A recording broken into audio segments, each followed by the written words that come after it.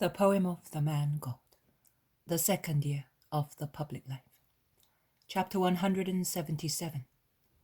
The servant of the Centurion is cured. 2nd of June, 1945. Jesus enters Capernaum, coming from the country. Only the 12 are with him, nay, only 11 apostles, as John is not there. The usual greetings of the crowd form a vast range of expressions, from the entirely simple ones of children, to the rather shy ones of women, to the enraptured ones of people cured miraculously, and those which are either curious or ironical.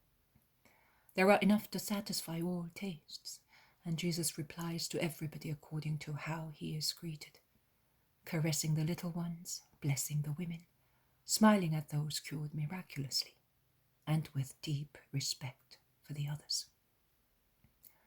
But this time the series is completed by the greeting of a centurion of the town, I think. He greets him, "Hail, Master!" To which Jesus replies, "May God come to you."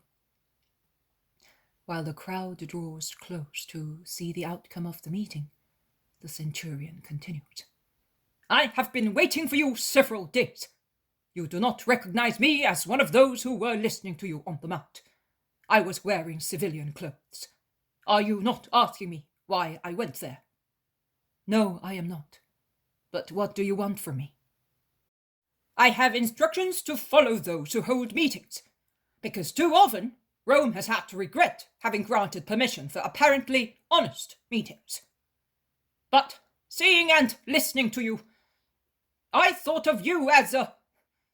I have a servant who is ill, Lord. He is lying in my house, in his bed, paralyzed by a disease of the bones, and he suffers dreadfully.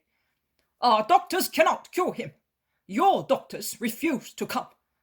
I invited them to come because it is a disease caused by the corrupt air of this area, and you know how to cure it with the herbs of the feversome soil of the shore, where the water stagnates before being absorbed by the sand of the sea. I am very sorry because he is a faithful servant. I will come and cure him." "No, my lord. I am not asking you to go to all that trouble. I am a heathen filth as far as you are concerned. If the Jewish doctors are afraid of becoming contaminated by coming to my house, all the more reason it would contaminate you who are divine. I am not worthy that you should enter under my roof. But if you say only one word here, my servant will be cured, because you rule over everything. Now, if I, who am subject to my authorities, the first being Caesar, for whom I must act, think, and behave as I am told, can in turn order soldiers under me, and if I say to one, 'Go,' to another, 'Come,' and to a servant, 'Do that,' the first will go where I send him, the other will come because I call him, and the third will do what I tell him. You, as you are who you are, will be immediately obeyed by the disease which shall vanish." "But the disease is not a man," objects Jesus. "Neither are you a man. You are the man. You can therefore give orders to elements and fevers, because everything is subject to your power." Some elders of Capernaum take Jesus aside and say to him, "He is a Roman, but listen to him, because he is an honest man who respects and helps us. It was he who built our synagogue, and he has given strict instructions to his soldiers not to jibe at us on Sabbaths. Grant him, therefore, the grace for the sake of your town, so that he may not be disappointed and irritated, and his fondness for us may not turn into hatred." And Jesus, after listening to them, turns round, smiling at the centurion, and says, "Go ahead, and I will come after you." But the centurion says once again, No, my lord, I have told you, it would be a great honor if you entered under my roof, but I do not deserve so much. Say only one word, and my servant will be cured. Let it be so. Go and have faith. This very moment the fever is leaving him, and life is flowing back into his limbs. Endeavor to get life to come also to your soul. Go. The centurion salutes, then bows and goes away.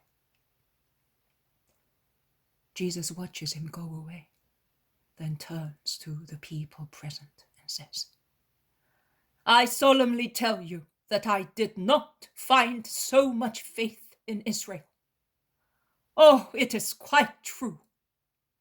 The people that walked in darkness saw a great light. On those who live in a land of deep shadow, a light has shone. And also, the Messiah will hoist his flag over the nations and gather them together. Oh, my kingdom, they will really flow to you in immense numbers, more numerous than all the camels and dromedaries of Madian and Ephah, than those who bring the gold and incense of Sheba, more numerous than all the flock of Kedar and the rams of Nebaioth, will be those who come to you, and my heart will exult with joy, seeing all the peoples of the sea and the wealth of the nations coming to me. The islands are waiting for me to adore me, and the children of foreigners will build the walls of my church, the gates of which will lie open continually to receive the kings and the wealth of the nations, and sanctify them in me. What Isaiah saw will be accomplished. I tell you that many will come from the east and the west, and will sit with Abraham, Isaac, and Jacob in the kingdom of heaven, whereas the children of the kingdom will be thrown out into the dark, where there will be weeping and grinding of teeth. You therefore foretell that the Gentiles will be equal to the children of Abraham? Not equal, but greater. You can only regret that it is due to your fault. Not I, but the prophets say so, and the signs already confirm it. Now some of you should go to the house of the centurion and ascertain that his servant is cured, as the faith of the Roman deserved. Come, perhaps in the house there are some sick people waiting for me. Jesus, with the apostles and a few more people, turns his steps towards the usual house where he stays when in Capernaum, while most of the people, driven by curiosity, rush towards the centurion's house, making a great noise.